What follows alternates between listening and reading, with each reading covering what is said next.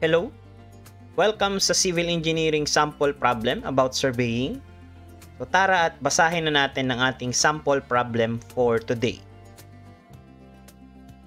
The following data are results of the earthwork computation areas, freehold distance, and limits of economical hole by analytical solution instead of using mass diagram. Meron tayong station dito and then area, cut, and fill. For our first station, meron tayong area na 51 square meters. And then for our second station, meron tayong 0. Ito yung ating magiging balancing point. And then lastly, yung ating third station is merong fill na kinakailangan na 69 square meters. So meron tayong freehold distance na 50 meters. Cost of borrow na 600 per cubic meter. And then, cost of hole naman is 30 per meter station. For the stationing of one limit of freehold, meron tayong 2 plus 763.12. And then, yung stationing naman ng one limit ng economical hole is 2 plus 948.03. Assuming that the round surface has a uniform slope from cut to fill.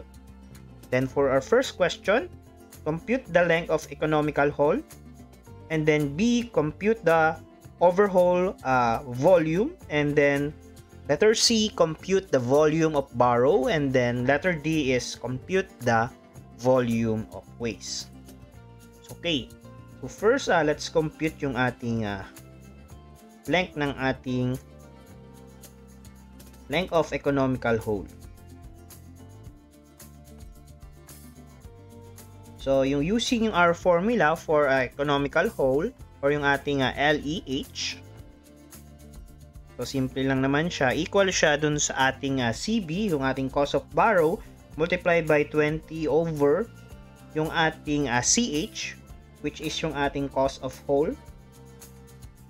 Ayan, plus yung ating freehold distance or yung ating FHD. Ayan. So, ito ay formula based naman. So, dapat kabisado yung ating formula. So, meron ba tayo? Let's check kung merong mga binigay na value for our formula.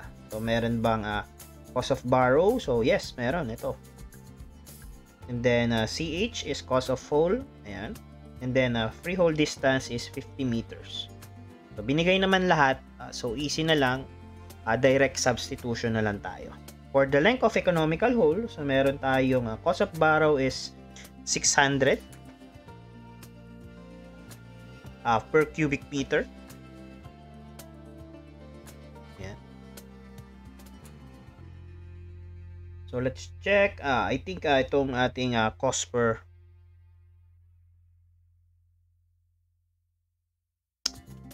ayan. So yung ating cost of borrow ay 600 per cubic meter. So, meron tayong 600 multiplied by 20. Then, over yung ating cost of hole natin is 30 plus yung ating freehold distance na 50 meters. So, meron tayong length of economical hole na 600 multiplied by 20 over 30 plus 50. So, meron tayong 450 meters. Ayan. And this will be our final answer para sa ating question A. The next, for the next question, yung ating compute the overall overhaul volume. So, meron tayo ditong illustration. But let's compute kung saan nanggaling itong mga value na ito. Ayan. Okay? So, let's solve kung paano yan nakuha. So, first, to establish this illustration, kailangan natin yung mga station. Ayan. And then, bukod dyan, kailangan natin yung mga area. Then, yung ating balancing point, and then area again. So, first, ipa-plot natin tong mga station na to. So, meron tayong 2 plus 440, 2 plus 740, and then 3 plus 040. But first, let's observe kung anong difference between these two station. So, ito ay 740, ito naman ay 440. So, we can conclude that the balancing point, ito, yung cut doon, 0, wala tayong ika-cut, and then yung balancing point, which is balance lang yung sa station na yan, ay 740. So, ang distance nila is 300. That's why, ito, meron tayong 300 distance between these two station. And then, another 300 naman, kasi 2 plus 740, and then 2 plus 040 naman yung ating susunod na station, or 3 plus 040. So, correction, ito ay 3. So, let's correct this. Ayan ay 3 plus 040. Okay, next is let's establish or let's look for the stationing of one limit of freehold. So, meron tayong in this problem, isa lang yung binigay, which is ito, 2 plus 763.12. So, pwede kasing magbigay yan ng dalawa. Pwede kasi tayong magbigay from the cut side and then from the fill side. But this problem, isa lang yung binigay niya. So, let's plot kung saan tong station na to, which is 2 plus 763.12, which is greater than dito sa ating balancing point. Ibig sabihin, dito siya sa side ng fill. Ayan o, 2 plus 763.12. So, yung pre-hole natin ay ito. Itong point na to. Okay? And then naman yung ating economic hole naman is 2 plus 948.03. Ayan. 2 plus 948.03. Now, let's determine kung ano dito sa ating cut side yung ating limit ng economical hole. Kung anong station ito. So, madali lang naman yan. So, given yung ating station, so meron tayong 948.03 or 2 plus 948.03 minus natin itong ating limit. So, kasi limit yan from the other side, dito sa ating cut side. So, meron tayong ito, from this point up to this point. Ito natin ang kulay. So, make it red. So, up to this point sa ating limit ng ating economical hole. And then, dito, ayan. So, yung length na raw, na yan ay 450. Ayan, so meron tayong 450. Now, let's determine kung anong station yan. Okay? So, minus natin dito sa ating 2 plus 948. So, meron tayong 2 plus 948. 2948.03 minus 450. Ayan. So, meron tayong 2498. Ayan. 24. Ang station nito ay 2 plus 498.03. Now, let's determine kung ano naman itong mga distance. Yung mga distance na yan, kung paano yan nakuha. Okay, kunin muna natin to kasi may station tayo dyan, tsaka ito. E di pag minusin lang natin itong dalawa, so makakuha na natin yan. Okay, so meron tayo, minus natin yung 2440. Yan. So meron tayong 58.03. So let's correct this. Ito ay 58.03. Ito ay 58.03. Okay. So mamaya malalaman naman natin yan kung tama yung nilalagay natin kapag sinam natin or tinotal natin yung length na to, which is 300.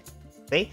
So next is ang susunod mo dyan na kukunin is ito naman, yung sa ating length ng free hole. Okay, since meron tayong station dito na binigay, ayan, 2 plus 763. Ang pagkuha kasi ng free hole distance natin is, kukunin mo to, itong free hole distance mo, ma-minus mo yung either na given sa dalawa, either of the two, alin sa dalawa. So in this case, meron tayong station dyan, and then meron tayong station dito. So we can say na pag minusin lang natin itong value na to, station na to, and then ayan. And then we can now determine the other distance of the free hole. Ito. Okay? Kasi itong distance na yan, so let's write din. Ayan. Ayan, tsaka ito. yan naman ay yan yung ating freehold distance. Ayan, yung ating 50, kung ano mga value dyan. So, yan ay 50 minus x. So, let's say ito ay yung value nito ay x pa, hindi pa natin alam. Itong other side, so x pa yan. Okay? So, meron na tayong value dyan. So, to determine this side, ito ay 50 minus x. So, ito yung magiging x natin dyan. Parang ganun. Okay? So, parang, let's say, i-correct natin yung ating sulat. Ayan. So, let's say, ito yung x mo. Ayan. Ito naman yung 50 minus x. Okay? So, let's solve kung paano nakuha itong 26.88. So, first, kunin muna natin itong value na to pag minusin natin dito. Both yan ay given, ha. Ito siya, 2 plus 763 and then 2 plus 740. So, given yan. So, 2763.12 minus yung ating 2740. So, meron tayong 23.12.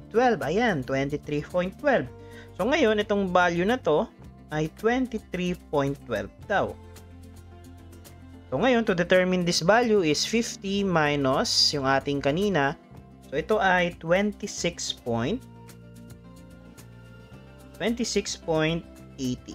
Ayan, kaya naging 26.88 yan. Okay?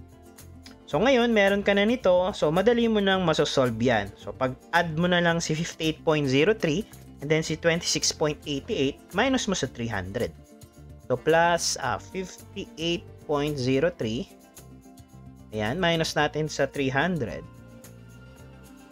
So, meron tayong 215.09. So, pag tinotal natin yan, yan ay 300. O, sige, dududa ka pa. So, total natin, 58.03. Ito, 215.09 plus yung ating 26.88. Ayan, sarado siyang 300. Now, kompleto na natin yung mga distance ng ating cut side. Ano? Dito, ito, kakat yan eh. Sa fill side naman is mabilis lang siya makuha yung ating mga distances from the balancing point. Ito. Kasi meron niyang mga station. So, ito, nakuha na natin by subtracting these two dito. And then, ito naman, para makuha to, edi ito, subtract natin itong dalawa. So, meron tayong 2948.03 minus yung ating 2763.12. Ayan, meron tayong 184.91. And then, plus lang natin si 23.12. Minus natin sa 300, makukuha na natin yung dulo. Okay? Yung barrow side. Ito, waste to eh. Pag sa ating earthworks. Okay? So, i-plus natin si 23.12. Then, minus natin si 300. So, meron tayong 91.97 na length ng ating barrow. Okay? So, ayan. Kompleto na yung ating mga value. So, we can now determine yung ating mga susunod na mga question as easy as possible. Kasi madali na. Meron na tayong mga length.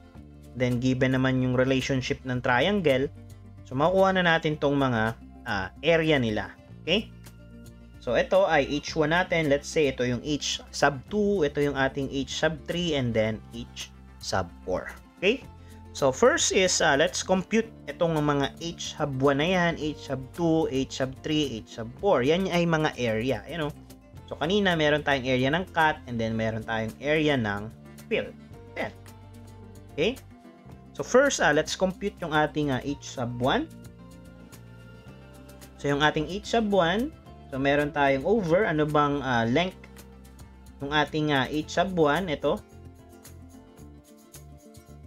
So, i-ano natin, highlight natin. So, ito, H sub 1 natin. So, yan yung ating kukunin. And then, itong malaking triangle. So, yan yung ating pagkukumparahan. Kasi may 69 and 300. So, ratio and proportion na lang. So, ang height over the length. So, ang length natin is 208.03. 208.03. equals yung ating height is 69 over yung ating 300. Ayan. Kaya, kailangan natin kunin talaga yung mga distance. So, first, establish muna natin yung mga distance. Okay? So, kung hindi given, humanap ng paraan, meron naman dyan, natatago lang yung mga station. So, using the station. Okay? So, let's solve. Therefore, yung ating H1 equals, so, meron tayong 69 multiplied by 208.33 over yung ating 300. So, meron tayong 47.9159. Ayan. And then, for our H2, over, so ito naman, itong side naman na to. So, ang height natin, distance niya is 23.12. So, 23.12. So, yung ating bigger triangle naman uli, ayan. So, ito nung dalawa yung pinagko-compare natin. So, meron tayong 69 again over 300. Therefore, ang ating H sub 2 equals, so, palitan uli natin. So, meron tayong 69 multiplied by 23.12. Or we can say na, sige, okay na yan. Since na-solve natin. Kanina kasi, pwede pala nating lagyan ng A. So, wag na lang. Para mag-calc function tayo. So, dahil nagawa na natin, is direct na tayo. 23.12 over yung ating 300. So, meron tayong 5.3176. 5.3176. Then, yung ating H sub 3, dito natin gawin yon. Yung ating H sub 3 naman, ang distance niya ay 241.97. So, 241.97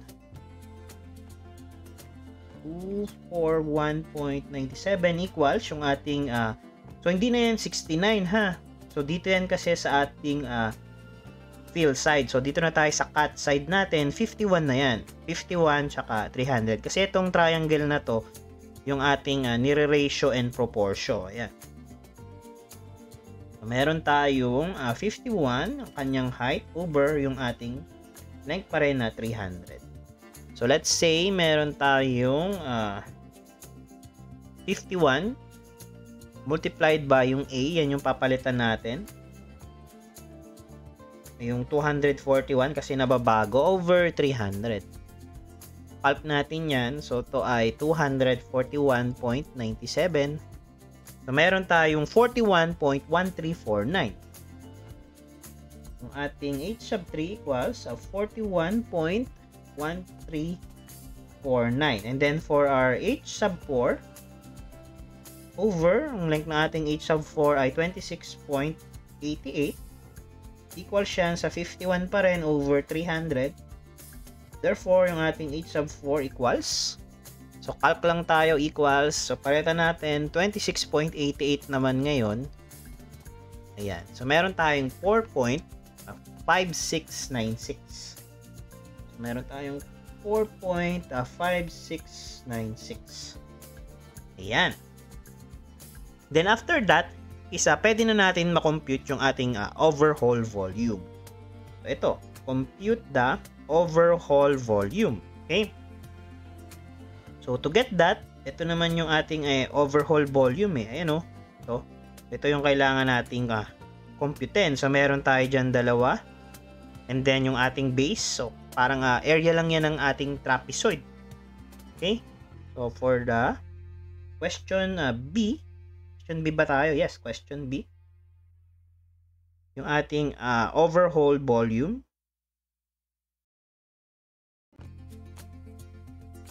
So, meron tayong equal to. Lagay na natin dito. So, yung trapezoid lang. Dalawang ang kanyang height and then yung base. So, meron tayong H sub 3 plus H sub 4 over 2 multiplied by the base. Okay? Yung base niya. So, let's solve. So, meron tayong H sub 3. Ito. Then, H sub 4. Ayan. Yung base niya is 215.09. Kaya, napaka-importante talaga is makuha natin muna yung mga distances. So, meron tayong H sub 3 na 41. 4.1349 plus 4.5696 over yung ating 2. Don't forget yung base na 215.09. So, meron tayong overall volume na. So, pwede nga natin tong i-store kanina but pwede nating i-store yan. But, 4 decimal places lang naman. So, madali naman siyang i-type. So, i-type na lang natin. Pero kung gusto nyo mas mabilis na calculations, that is, store natin to. Pwede naman naka-store yan.